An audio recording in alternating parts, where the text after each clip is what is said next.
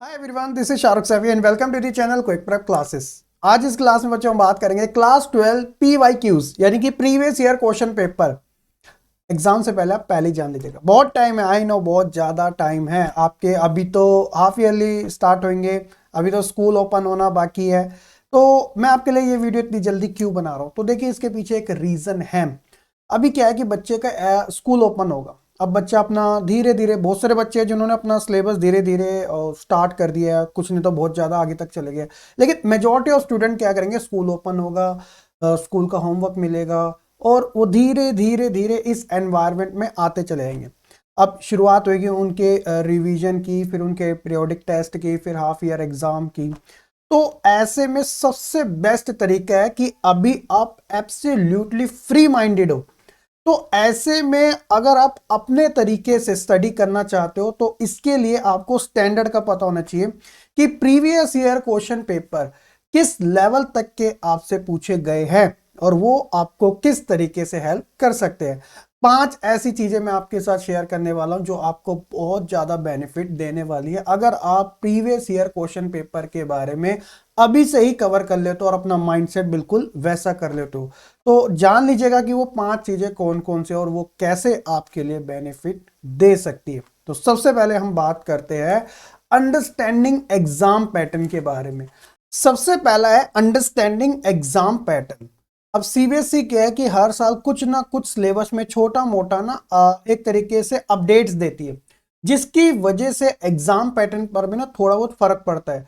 अब जैसे जैसे एक तरीके से टेक्नोलॉजी ग्रो करती जा रही है तो एक तरीके से एजुकेशन में भी रेवोल्यूशन आने की बात हो रही है और इसका जीता जागता उदाहरण है आपका न्यू एजुकेशन पॉलिसी, जिसमें ये साफ सीबीएसई ने क्लियर कर दिया है कि वो कॉम्पिटेंसी जो बेस्ड क्वेश्चन है ना उनको वो ज्यादा कंसिडर कर रही है। तो अब एग्जाम के पॉइंट ऑफ व्यू से अभी हाल ही फिलहाल में लास्ट 5 साल तक के या 3 से 4 साल तक के अगर आप पेपर देखोगे तो आपको उनका स्टैंडर्ड बहुत अच्छा मिलेगा। उससे आपको क्या पता चलेगा कि यार एग्जाम पैटर्न जो है वो बिल्कुल उसी के अकॉर्डिंग आपको अपनी स्टडी करनी है। आपको कोई ऐरा गैरा वैसा जैसा भी है उसको सबको आउट कर देना है। जो आपका मेन सिलेबस रेडी कर रहा है उसी के अकॉर्डिंग उसकी टाइप्स देखिए क्वेश्चन की, वो किस लेवल तक के आपसे क्वेश्चन पूछ रहा है। और हर बार बच्चे पूछते हैं ना कि यार यही क्वेश्चन आएगा वो क्वेश्चन आएगा, देखो हर कोई ना गैस करता है, इसके अंदर एक्सपीरियंस काफी काम आता है। तो देखो टीचर के पास एक्सपीरियंस होता है इतने सारे एग्जाम्स का, मैं खुद बच्चों को बताया था ये क्वेश्चन कर लेना। लेकिन मैंने लास्ट 3 ईयर में ये ऑब्जर्व किया है कि सीबीएसई अब थोड़ा एडवांस होती जा रही है। अब वो बच्चे से चाहती है कि वो रटे रटाए चीजों को ना पढ़े कि आज से 6 साल पहले जो क्वेश्चन पूछा गया वही दोबारा रिपीट करे। अब वो थोड़ा क्वेश्चन को ना थोड़ा नए लेवल का लेके आ रही है, कॉम्पिटेंसी टाइप का, जिसके अंदर एनालिटिकल हो, थिंकिंग हो, डीप थिंकिंग हो, वैल्यू बेस्ड क्वेश्चन हो, ऐसे क्वेश्चन हो। इसलिए आपको ये चीजें आपको हेल्प करेगी। आपके लास्ट 3 ईयर के पेपर देख लो, उसका स्टैंडर्ड आपको पता चल जाएगा। दूसरी चीज आपको इंपॉर्टेंट देगी प्रैक्टिस विद रियल क्वेश्चंस। आप अपने फ्रेंड से, टीचर से, इधर उधर से, यूट्यूब से, बहुत जगह से आप देखते हो कि यार ये क्वेश्चन आएगा, ये तो गारंटेड आएगा, ये तो मैं आपको बोल ही रहा हूं कि ये तो पक्का ही कर लो। खैर इन सब चीजों को आप साइड कीजिएगा। आप सबसे पहले ये देखिएगा कि प्रीवियस ईयर क्वेश्चन में जो क्वेश्चन की टाइप्स पूछे गए वो किस लेवल तक की है, वो आपसे किस लेवल तक के क्वेश्चन पूछ रहा है। आप जो कॉन्सेप्ट को क्लियर करके गए हो उसके क्वेश्चन कैसे डिजाइन कर रहा है सीबीएसई, वो आपको काफी ज्यादा हेल्प करेगा। जब आप इन चीजों के बारे में देख लोगे, जब आप इन चीजों को अच्छे तरीके से अंडरस्टैंड कर लोगे तो ये चीजें आपको बहुत ज्यादा बेनिफिट देगी। आपको पता रहेगा कि हर एक क्वेश्चन का लेवल इस तरीके से बन सकता है और क्वेश्चन किस किस तरीके से आ सकते हैं। तो जब आप प्रैक्टिस करोगे इन रियल क्वेश्चंस के साथ तब देखना आपका कॉन्फिडेंस भी अलग लेवल का होगा। तीसरी जो सबसे इंपॉर्टेंट चीज है, आपको आइडेंटिफाई करने में काफी हेल्प करती है जो इंपॉर्टेंट टॉपिक्स होते हैं। आप मान लीजिएगा एक पूरे एक चैप्टर को कवर करते हो, है ना, आपको पता ही नहीं रहता कि यार उस चैप्टर के अंदर क्या चीज इंपॉर्टेंट है, मतलब इंपॉर्टेंट कौन सा है, कौन सा पोर्शन है। आप सिंपली पीवाईक्यू देखते हो, पीवाईक्यू में दिल लगता है कि यार इस वाले 2020 के सेशन में यार ये क्वेश्चन था और 2021 के पेपर में यार इससे रिलेटेड ऐसा था।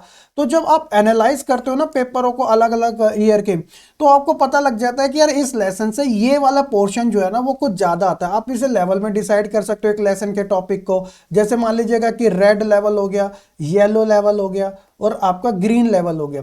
आप 3 कैटेगरी में डिवाइड कर ले देगा कि यार ये वाला पोर्शन ना थोड़ा रेयर पूछा जा रहा है, कम पूछा जा रहा है, ये बहुत ज़्यादा इसमें से आ रहा है, तो फोकस आपको रखना पड़ेगा, इससे आपके इंपॉर्टेंट टॉपिक्स भी क्लियर हो जाएंगे। तो ये चीज़ आपको किससे पता चलेगी, वही PYQ से। देन उसके बाद बात आती है टाइम मैनेजमेंट को लेकर। जी हाँ, देखो जब आप मान लीजिए अभी आप नई नई स्टडी स्टार्ट कर रहे हो, तो अभी तो आपके पास इतना ज़्यादा कॉन्सेप्ट नहीं है कि आप सारा ही क्लियर कर दोगे, PYQs को अपनी साइड से सॉल्व कर दोगे, नहीं, ऐसा तो बहुत इम्पॉसिबल सा लगता है जब आपको कंटेंट ही नहीं पता है ना। लेकिन जब आप धीरे धीरे इन चीज़ों को समझना शुरू करोगे, आप लेसन को कवर करोगे, सारी चीज़ें देखोगे, तो आपके पास ना एक आइडिया रहा करेगा कि यार मैं अपने एग्जाम में टाइम मैनेजमेंट किस तरीके से कर सकता हूँ, मुझे किस पोर्शन में कितना ज़्यादा टाइम लग रहा है। और जब आप PYQ में देखोगे कि यार ये क्वेश्चन तो बार बार आया और इसमें मैं बहुत ज़्यादा स्टक भी हो रहा हूँ, तो ऐसे में हो सकता है कि मेरे को बहुत ज़्यादा टाइम लग जाए, तो आप उसको जल्दी से कवर करने की कोशिश करोगे ताकि एग्जाम में अगर उससे रिलेटेड कोई क्वेश्चन आ जाए तो आप अपना अच्छे तरीके से टाइम मैनेज कर सको। देन उसके बाद लास्ट चीज आती है आपका कॉन्फिडेंस को बूस्ट अप करने की। देखो ये सबसे ज्यादा इंपॉर्टेंट होता है कि जब हम नेगेटिव थिंकिंग ज्यादा अपने अंदर ले लेते हैं तो हमारा को क्या होता है कि कोई इजी क्वेश्चन भी पूछो ना, हम उसमें भी कंफ्यूज हो जाते हैं, जस्ट बिकॉज कि यार हमारा जो कॉन्फिडेंस है वो बहुत ज़्यादा लो हो जाता है। तो इसलिए अपने कॉन्फिडेंस को बूस्ट अप रखने के लिए आपको PYQ जरूर करने चाहिए, क्योंकि PYQ आपको ना एक प्रो लेवल तक का बना सकता है, क्योंकि आपको हाईली स्टैंडर्ड क्वेश्चन आप कवर कर लो, आपको पता है कि ये टॉपिक आ रहा है, इस तरीके से क्वेश्चन आ रहे हैं, तो सिमिलरली वैसे ही टाइप के क्वेश्चन आएंगे, तो आपको इधर उधर भी देखने की जरूरत नहीं होगी।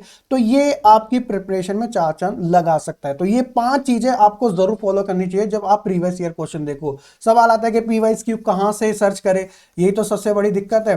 तो देखो CBSE की ऑफिशियल वेबसाइट है, आपको बोर्ड एग्जाम के PYQ मिल जाएंगे सिंपल तरीके से, लिंक मैं डायरेक्ट उसका डिस्क्रिप्शन में डाल दूंगा। लेकिन अब बच्चा यहां से भी वो पूरी तरीके से सेटिस्फाई नहीं होता, क्योंकि वहां पे आपको क्वेश्चन पेपर मिलेंगे लेकिन उनका सॉल्यूशन नहीं मिलेगा। फिर सॉल्यूशन कहां से देखे भैया, तो ये भी एक जेन्युइन क्वेश्चन बन जाता है। NCERT में सर्च करने में बहुत ज्यादा टाइम लग जाता है, और इतने सारे MCQ भी, इतने सारे PYQ भी नहीं मिल पाते कि यार हमें 5 साल के देखने हैं, तो वहाँ पे कोई 2 साल या 1 साल के ही अवेलेबल होते हैं, बाकी सर्च करना पड़ता है वेरियस साइट के ऊपर। तो ये सारी टेंशन को आप जरा दरकिनार कर दीजिएगा।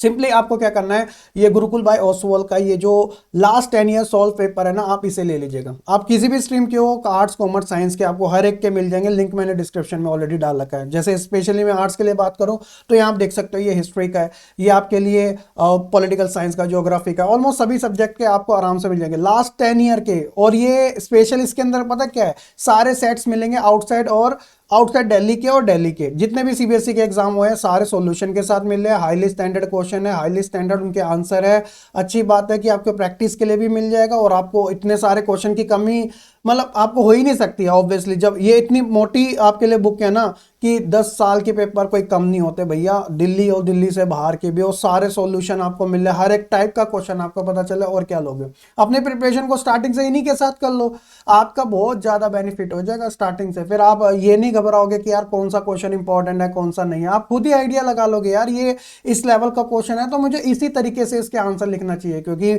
स्टेप मार्किंग वहां पे जरूर होती है। तो ओसवाल गुरुकुल का ये जो है लास्ट 10 ईयर सॉल्व पेपर वाला, वो आपको काफी ज्यादा बेनिफिट दे सकता है। डिस्क्रिप्शन में लिंक है, आप जरूर चेकआउट कर लीजिएगा, इनकी ऑफिशियल वेबसाइट पर भी, या फिर अमेजोन से भी आप आराम से ले सकते हो। स्टार्टिंग में लोगे सबसे ज्यादा बेस्ट रहेगा, इसलिए मैंने आपको ये चीजें सजेस्ट कर दिया, अब आपको ज्यादा टेंशन लेने की जरूरत नहीं है। और ये बाकी वीडियो पसंद आई तो लाइक कमेंट शेयर कर देना, और अपने फ्रेंड्स के साथ बिल्कुल मतलब उनको इन्वाइट जरूर कर दीजिएगा चैनल के लिए। क्यों, क्योंकि बच्चों क्लास 10th का, क्लास 12th का, क्लास 11th का, वैसे तो आप 12th में ही हो, मैं आपके लिए न्यू कोर्स ऑलमोस्ट स्टार्ट कर ही रहा हूँ, आपके लिए ही ये सारी चीज़ें मैं बना ही रहा था। तो न्यू सेशन का जो आपको वीडियोस है part wise, one shot, live class, सारी आपको इस सेशन में देखने को मिलेगी। बस थोड़ा सा और काम रह गया, आप थोड़ा वेट कीजिएगा, आपको सारा चीज़ें एक बारी में आपको देखने को मिलेगा। बाकी हम मिलते हैं अपनी नेक्स्ट वीडियो में, तब तक के लिए खुश रहे, पढ़ते रहे और ऐसे ही आगे बढ़ते रहे।